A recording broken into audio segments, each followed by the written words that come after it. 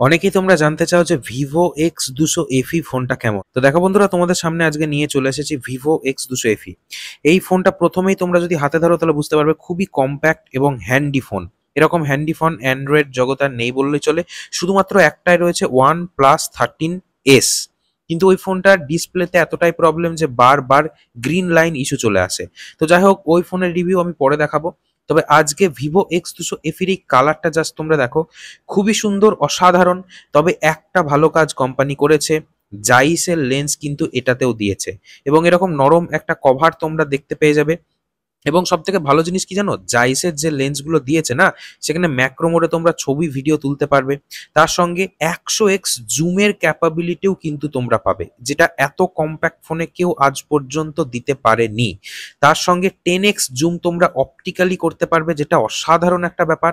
Battery দিয়েছে 6500, যেটা আরাম করে একদিন চলে যাবে। কিন্তু আমার ব্যবহার করতে গিয়ে মনে হয়েছে কোথাও না কোথাও কিন্তু ব্যাটারি ব্যাকআপ অনেকটাই কম 6500-এর তুলনায়। তবে হ্যাঁ, হাই ব্রাইটনেসে ফোন ব্যবহার করলে তবেই ব্যাটারি কমবে। লো ব্রাইটনেসে ফোন ব্যবহার করলে ব্যাটারি চট করে কমবে না। এমনি স্মুথনেস সব ঠিকঠাক রয়েছে। আমি এর ফুল রিভিউ আনবো যদি তোমরা বলো তবেই। তবে হ্যাঁ, ক্যামেরাটা জাস্ট অসাধারণ, ফাটাফাটি। বললে বলা যেতে পারে যে এই বাজেটের মধ্যে one of the best camera এই ভিভোর X200 FE তেই রয়েছে। তার সঙ্গে কম্প্যাক্ট ডিজাইনের ফোন, এত সুন্দর কম্প্যাক্ট ফোন এর আগে কেউ আনেনি। এরকমই শর্ট রিভিউ পাওয়ার জন্য পেজটিকে ফলো করে যাবে।